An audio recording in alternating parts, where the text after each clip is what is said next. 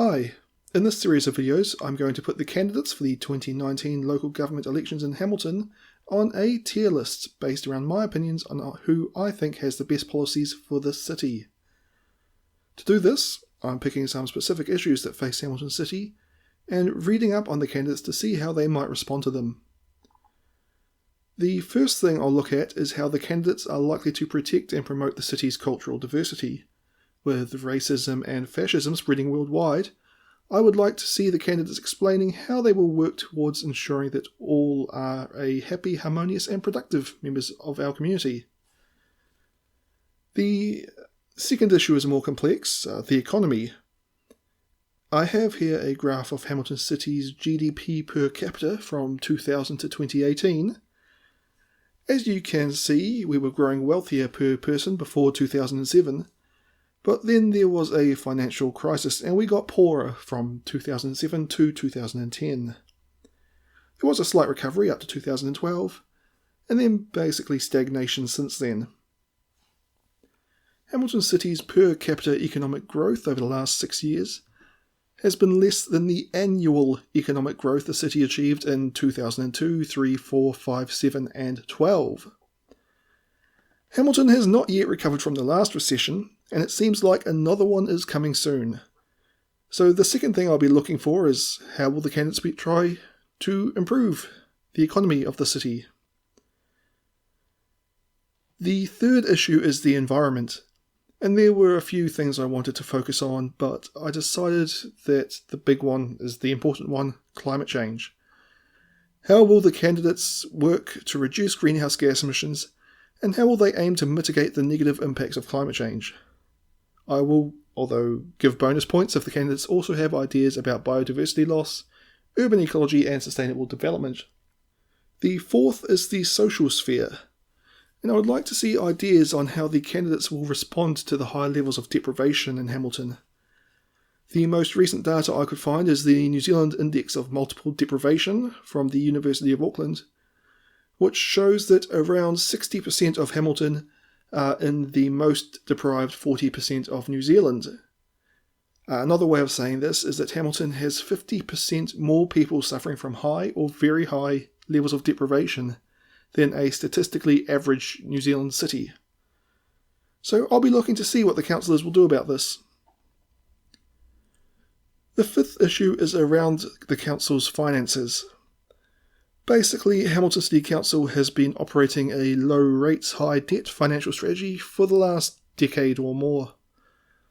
In 2018, Hamilton City had the 24th lowest rates of the 64 territorial authorities in New Zealand, while having the 7th highest debt financing cost per ratepayer in the country. This strategy relies on the council's revenue increasing as a result of the city expanding, property prices increasing, and economic growth. However, over the past decade, this has not been happening.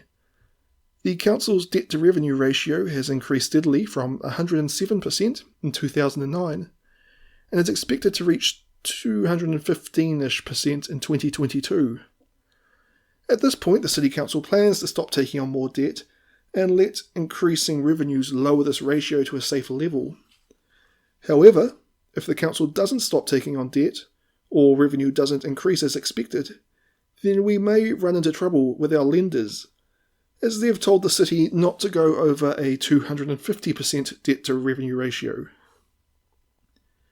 What I'm looking for from councillors here is how committed they are to transition the city away from debt, what they will look for in improving the council's revenue, and what they are thinking in terms of the financial sustainability of the city council.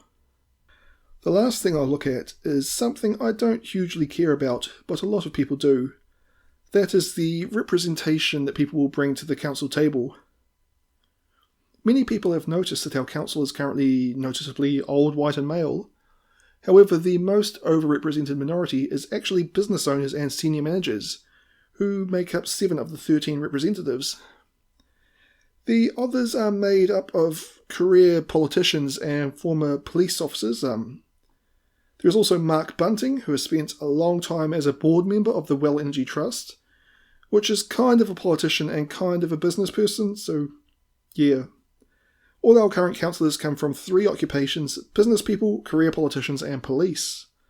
If a candidate is from one of these 3 occupational groups, I'll count it as a big negative, but they could make up for it by being from an underrepresented group.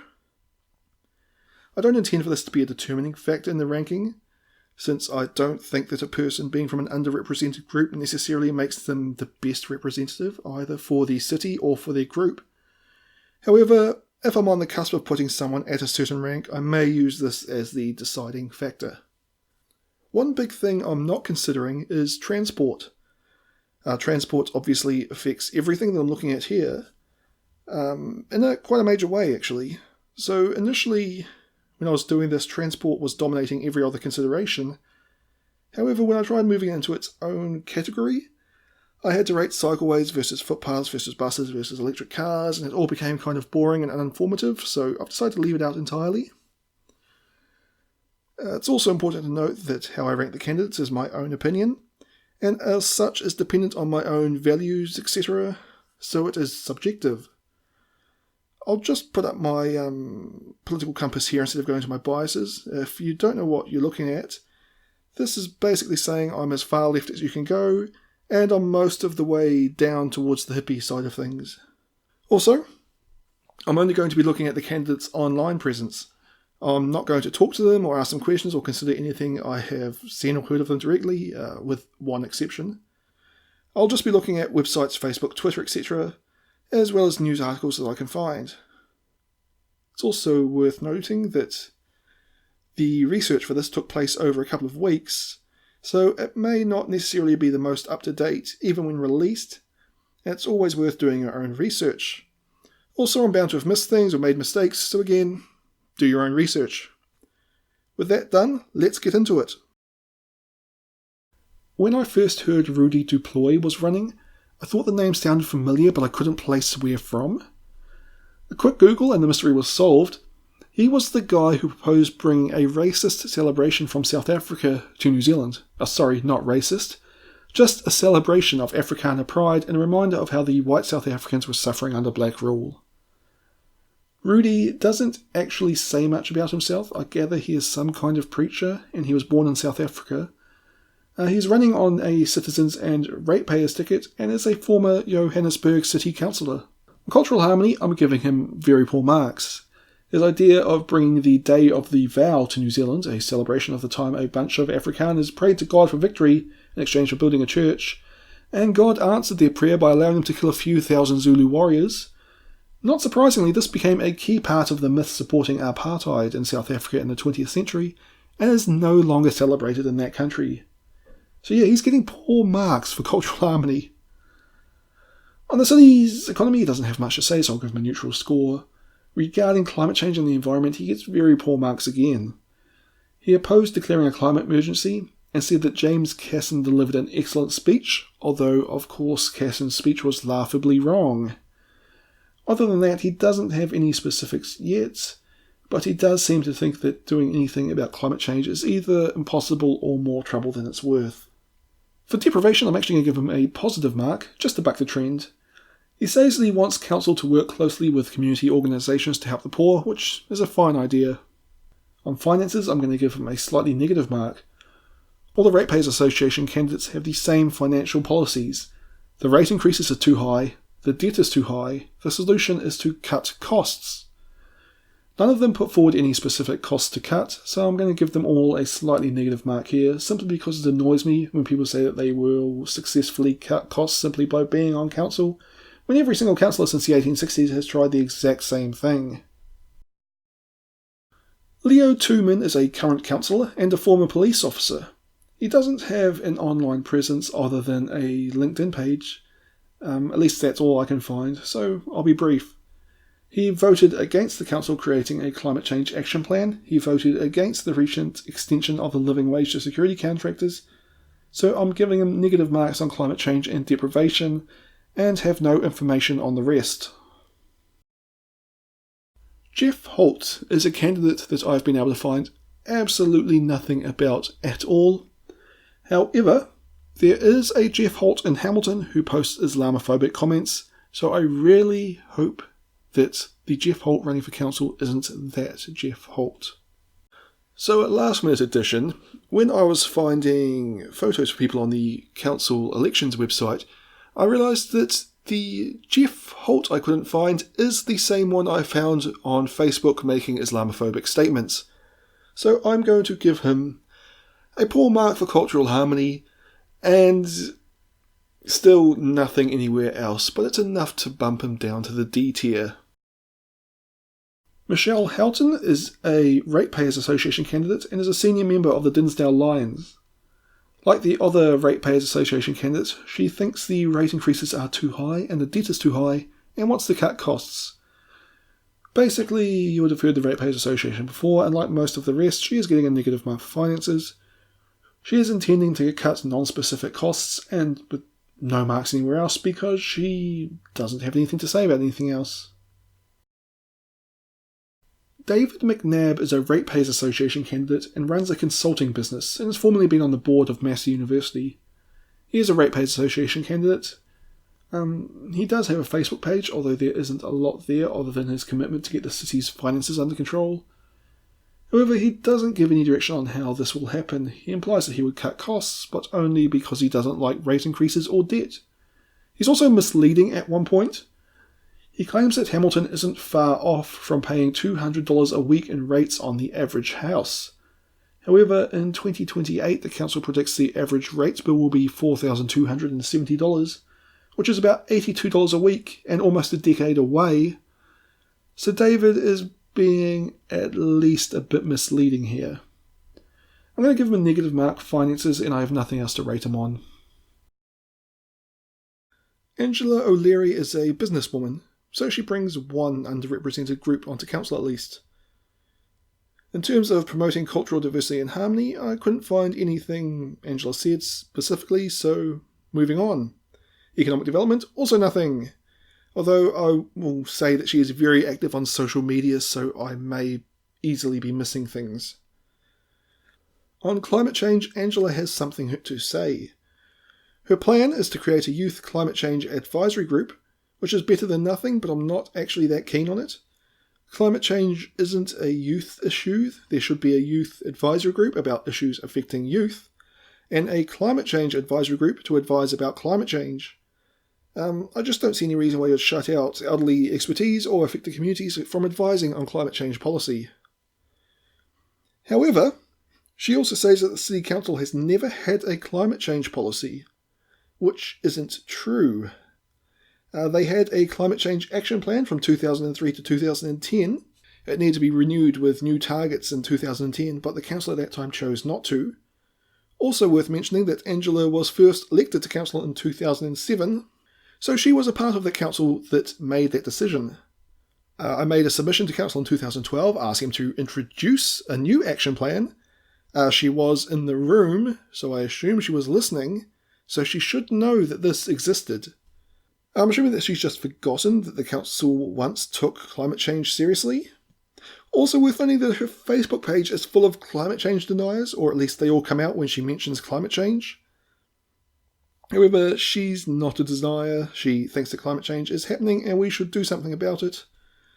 So ultimately, I'm going to give her a neutral position on this. The advisory group is good but flawed, but I'm mostly just annoyed that she's forgotten about the former action plan. You can actually Google it. It's still on the council's website. Just Google Hamilton City Council Climate Change Action Plan. Be the first thing there. Well, probably the first thing there. On deprivation, Angela again has little to say. She wants progress for everyone, but no specifics other than that statement. But still, I'll give her a positive rating for that. In terms of finances, she wants rate rises to be tied to the CPI. That's the Consumer Price Index, which presumably approximates the inflation rate for council services, meaning that she is not going to be increasing the income from rates in real terms. Therefore, under her leadership, we will be keeping a low rates financial strategy and probably keep borrowing money to maintain our services. Angela does say she won't cut core or essential services, but doesn't specify what these are. Presumably she will cut non-core and non-essential services and therefore borrow less than we have been over the past decade. However, I would like to know what non-core and non-essential services she intends to cut. Until then, I'm inclined to say that Angela's financial plan is likely to put us even deeper into debt and possibly put us over the 250% limit that our lenders have set, so I'm rating it very poorly. Matthew Small does well on the identity aspect. He is male but only 25 years old and a disability support worker, so would bring a useful perspective to council. But he's also a bit of a boomer. His Facebook page contains a number of jokes based on nostalgia and at the expense of kids these days, so it's up to you whether you count him as young or not. In terms of cultural harmony, etc., I didn't see anything relevant on his Facebook page except for one commenter who was saying that Anjan Rahman, who was recently honoured at the Queen's birthday things, epitomised toxic identity politics. Matthew didn't disagree with the comments, so I'm going to give him a slight negative mark here for either not reading his comments or not calling out wrong-headed people, or at worst, possibly agreeing with that statement. For economics, he does have an idea. He wants to promote events to bring people to Hamilton. In fact, he's helped to set up a Facebook page to try and bring 660 to Hamilton for a concert. Which is an idea, although I'm not hugely keen on an event strategy for Hamilton City.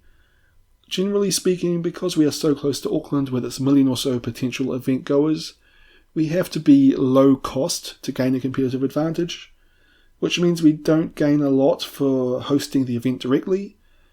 And again, most of the people that would come to Hamilton for an event will live within a few hours' drive of Hamilton, and so will often choose to drive directly to and from the event, and I suspect we don't get a huge amount of money going into hotel and hospitality industries. But still, it's an idea, and I'll give him a positive mark here. Climate change, Matthew doesn't say much. He has a poll on whether to declare a climate emergency, but didn't give his opinion. In terms of deprivation, I'm going to give Matthew a slightly negative grade. His big thing is housing, and he wants to keep rent increases down. But his methods of doing this are a bit lacking.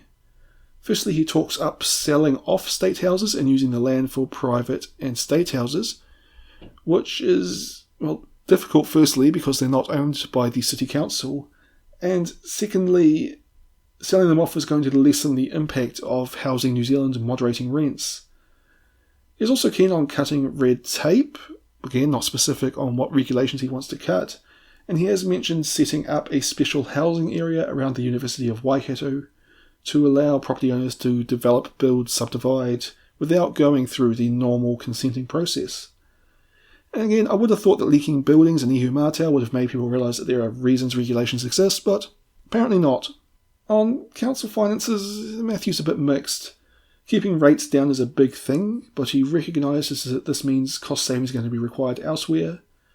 He suggests that Hamilton should have no new subdivisions for a time, which is financially sensible. It's a specific cost that we could cut. But as I said before, he wants development to happen on currently occupied land in a less than ideal way. He also made statements that suggest he wants stricter consenting on apartment blocks, so I suspect that this will all add up to being not a lot of growth at all. He also mentions that he wants to see the developers' contribution to the council funds decreased to encourage them to build more, but that money would have to be covered by debt and or ratepayers. He also wants to review the Claudelands Event Centre to see if it can be run profitably, and if it cannot, then he wants to turn it into a public-private partnership or gift it away. Both of which would... well, the trouble is, after you've proved something can't be run profitably, it's going to be very hard to find someone who's going to pay you for it. So, overall, I'm going to give him a negative mark here. He has a good idea around fewer new subdivisions, but a lot of the details are going against him. So, a second last-minute adjustment. I'm going to be honest. Peter Boss was the last name on my list, and I completely didn't notice that I hadn't researched him at all until I went to put him somewhere on the tier list, and I didn't have anything about him. Basically, he doesn't have a lot of information on the internet. The two major sources are the Hamilton City Council's candidate webpage, where he does give fairly decent answers to the questions, and he also writes the majority, at least, if not all, of the articles on the Hamilton Urban blog. So, Not really campaign focused, but there's a lot of information there. Unfortunately for this ranking, his main area of focus seems to be transportation and, well, yeah, I suppose safety, so transportation, which I haven't really ranked in this. However, I'm going to give him a mark for the environment because he does value biodiversity really well and he wants to take very urgent action on that. Unfortunately, I just kind of can't really give him any points anywhere else because I'd be stretching what he's actually saying a bit too much to relate it to finances or the economy or culture. So yeah, I'll leave it at that and he will get a spot in the C tier. Chris Davis is a non-heterosexual businesswoman. Culturally, she does very well. One of her key focuses is to celebrate the diversity within our city, including all communities, minority groups, and vulnerable people, to bring the city together. Unfortunately, Chris never really gives specifics, but still her values speak well to promoting cultural acceptance. She wants to support Hamilton businesses and economic growth by laying the foundations for a favourable environment, and support Smart Hamilton and IT growth and innovation. The first statement doesn't really contain any substance I can see, but IT growth is, it's an industry where Hamilton has a competitive advantage and will be a good industry to promote, so positive marks here as well. Climate change, I don't see anything relevant in terms of deprivation. Chris wants warm and affordable housing and will advocate for those that don't really have a voice, but again, no specifics. Regarding finances, she only has one relevant statement that I can find. She wants fairer rates, which I'm reading as lower rate increases than in the past. But as always, Chris doesn't really explain what fairer means. However, with no mention of the debt or spending, I'm going to give her a poor mark for this aspect. Siggi Henry is most famous for being Hamilton City's anti-fluoride and anti-vaccination councillor. Beyond that, she is a businesswoman and an immigrant. From what I can see, her online presence is limited to a Facebook page, which is fairly policy light. Because of this, I can't give her a score for culture, deprivation, the economy, or finance. Which means we are only going to talk about her in respect to climate change and the environment. In the recent climate emergency debate, she did express some doubt that climate science was correct, but despite this, she voted in the appropriate manner. She also wants Hamilton to be New Zealand's leading city on climate change, and she joined the students at the recent climate protests. However, she seems to be more reactive on climate change than proactive. Proactive in the sense of what she's been doing about the City Council's use of pesticides. She's also keen on increasing biodiversity, so I'm going to give her a positive mark for the environment. Melaina Huaki has a Facebook page, but it is very light regarding what she'll do if elected. Search Melaina Kaitiaki if you want to find it. She is the only Maori candidate running this year. I think she works as a tutor, but her Facebook page calls her a business owner, so I'm actually not sure what she does. She shared a post from Louise Hutt about the need for climate action, so I'll give her a slight positive mark there. Otherwise, I actually have nothing to rate her on. Maybe check out her page in a month or so to see if she's released more information. I had high hopes for Matt Shea. He has a sense of humour and a fair bit of common sense, but beyond that I didn't see much. For the diversity side of things, he's a young businessman co-owning a barbershop. He also has a cool campaign name. He goes by Paper Matt Shea if you are having trouble finding him. Also, at the time of writing, his website is offline, so I'm basing all of the analysis of him on his Facebook page. On culture, economics and climate change, I didn't see anything, so he's not off to a great start. On deprivation, he talks a bit about housing. He wants to see more affordable housing in Hamilton, but he wants to do this by cutting regulation, or at least that's what I'm getting from his references to letting the market sort it at more special housing areas, and a statement that council should make sure it isn't unnecessarily slowing down construction of new houses, which is of course both ineffective and out of touch with reality, but the idea that there is too much regulation on housing in Hamilton seems to be really common in this crowd. On finances, I'm going to give him a positive mark. He recognises that the council paying for things using debt is worse than rates, which is a positive. He also recognises that free parking would have a cost for ratepayers, and having to pay for parking is not really what's holding the CBD back, so also a plus. He talks about the Claudelands Event Centre running at a loss, without immediately knee-jerking to selling it off. So like I said, Matt Shea actually has a fair bit of common sense and he gets a positive mark for finances. Ewen Wilson is a businessman and former councillor. He has a website which has a biography of him, but the only clue as to how he intends to govern the city is a claim that he will balance affordable rates and city growth. His Facebook page was no better, however it was only started 4 days before I wrote this, so maybe by the time you see it this will have, he would have told us what he intends to do once he's on council. For now though, I have nothing at all to rank him on. Martin Gallagher is the Deputy Mayor and my former social studies teacher. He was actually first elected to council in the 80s, becoming Deputy Mayor, before being an MP for 12 years, then coming back to council and becoming Deputy Mayor again, so he's very much the career politician. Perhaps because of this long service, he's received the most votes for a councillor in the last 3 elections. Unfortunately, his website is out of date. It is still focused on the 2016 campaign, and his Facebook page, while active, is focused on celebrating the council's achievements rather than putting forward Martin's vision for the city. On culture and the economy, I didn't see anything to rate him on. Regarding climate change, he has shared an article discussing the impacts of climate change in New Zealand, and he did vote for climate action, so I'll give him marks here. On deprivation, he supports a living wage, which will also give him a positive mark. And on finances, he believes the best course is to secure alternate methods of funding for infrastructure, since he doesn't believe Hamilton residents can sustain the current rate increases. Which could be good or bad depending on the details, but I'll give him the benefit of the doubt, and a small positive rating here. Shanti Ralm is a Punjabi woman who seems to do just about everything in the voluntary sector.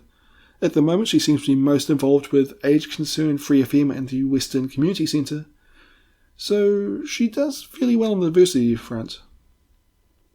However, she doesn't have a huge profile online. She must be too busy actually doing things. Despite that, she does okay on the cultural front, acknowledging that Hamilton is a multicultural city, and she started volunteering at Free FM because she wanted to promote a better understanding of migrant and refugee communities and to give them a voice. So despite not proposing anything specific going forward, I'm going to give her high marks here. Economy, climate change and finance, I see nothing of note unless I really stretch things. But regarding deprivation, I'll give her a positive mark for all of her years volunteering, and she also talks about the need for safe and healthy homes for children, so another positive. Geoff Taylor is a current councillor and a former editor of the Waikato Business News and deputy editor of the Waikato Times, as well as owning 2 businesses. So he isn't actually bringing a lot of diversity to council. He has 3 big policies he is running on: free parking in the CBD, developing peacocks and implementing the river plan. He doesn't go away from his key points often, so there isn't much for me to rate him on here. On cultural harmony though, he does go into his Facebook comments and stand up to racists upset about the appointment of Maori to council committees. And I know they're racist because Geoff points out that Hamilton Council has appointed people with special expertise to committees in the past, but those people who complain continue to complain, but only complain about the Maori being appointed to the committees. So I'm going to give him positive marks here for standing up to racists. He also voted in favour of climate action recently, and for a living wage, so I'm going to give him positive marks on climate change and deprivation.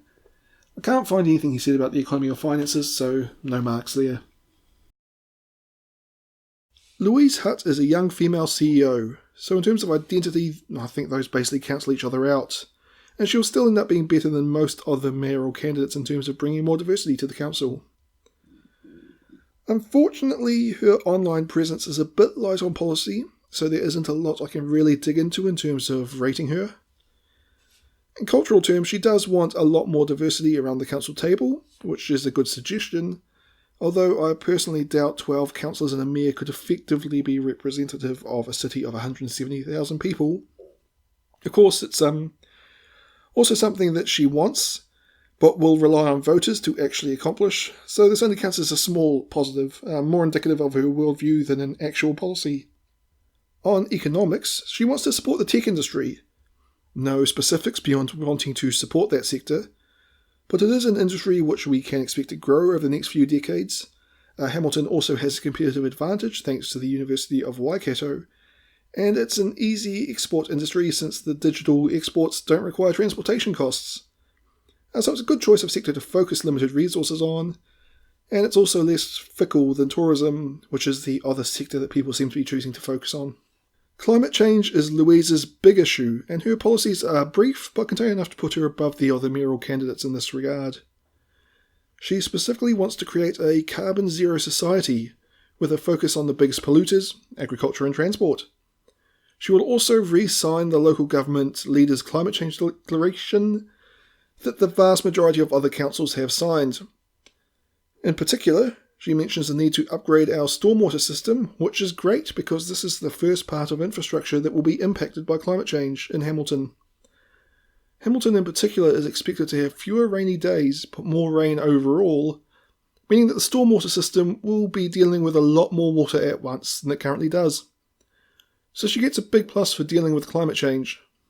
Deprivation is again a bit weak. She wants more collaboration between charities, social enterprises and council, and wants to address housing insecurity and affordability, and has written on Facebook about increasing the city's social housing portfolio. So it's all positive. I just would have liked to see more specifics on what she expects this collaboration to look like. On finances, Louise doesn't say anything about either the debt or rates, so I have nothing to go on here. Still, overall, it's enough to make Louise a solid choice for an A-tier candidate. Dave Macpherson, or Dave Mac as he is commonly known, is a long-serving councillor. I believe he was first elected to council in 1998, but I can't confirm that. I actually don't know what he did before then, but I think he's been on council long enough to be considered a career politician. He has a Twitter and some Facebook pages, but all are policy light and quite active. His Twitter seems to be more his reaction things, while the Dave Mac for Council Facebook page seems to be a place to go to get an idea of what he will actually do. Unfortunately, a big part of what he stands for is better public transportation, which I've chosen not to cover in this analysis, so that will work against him a bit. On culture and the economy, I actually don't see anything worth commenting on. However, as I've said, he's very active, so I may have missed a lot of relevant stuff. On climate change, he seconded the Climate Emergency Amendment, so I'll give him decent marks on climate change. He has also been talking about the success of the Hamilton Halo project, so I'll assume he recognises the importance of biodiversity. On deprivation, he has been very supportive of the living wage, and I feel that I should mention his advocacy for more work on mental health. I'll give him good marks here as well. For finances, again he gets positive marks, but I'm reluctant to give him high marks. The main proposal I see that he has made recently is for a regional fuel tax. His logic here is sound. Auckland has a fuel tax, but Hamilton and the surrounding area is growing faster than Auckland, so surely we need one more. Also, our debt-to-income ratio is rapidly approaching Auckland's debt-to-income ratio, so, like I say, Auckland has one, Hamilton's in a similar situation, the logic is sound. But, despite going a long way to fixing the gap in Hamilton's budget without raising rates, I don't like the idea of putting in a regional fuel tax when the public, active and electric transport infrastructure is so poor, meaning that people would have little alternative other than to pay it. I think transport is okay in Hamilton, although there are definite improvements that could be made, but the rest of the region that would be included in this fuel tax do not have great alternative options. Overall though, given his commitment to improving transport services in Hamilton, I'm going to give him a decent positive mark here. Sarah Thompson is a young female community lawyer. She doesn't seem to have a website, but her Facebook page is really good in the sense that it is active and actually offers her opinion on the issues facing the city rather than just photo opportunities. In terms of promoting cultural tolerance and diversity, she doesn't have anything explicit. I could interpret her statement that she is standing for greater support for our communities, including our most vulnerable, as a reference to supporting minority cultures, ethnicities and religions, but I'm probably reading more into that statement than I should. Economically, she doesn't have anything to say. Climate change, though, is one of Sarah's big concerns. She did, after all, take the government to court over failing on climate change. Her plan is to declare a climate emergency, set up an independent advisory group on climate change, and have council staff prepare an action plan. Which is all good, but I feel a bit disappointed since her headline is Bold Action on Climate Change, while her approach is more sensible than bold. Still, good marks here.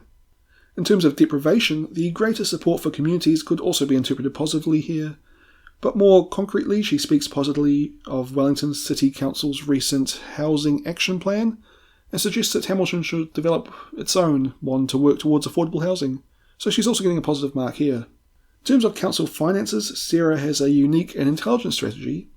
She recognises that the city's debt is a problem, and also recognises that large rate rises are less than ideal.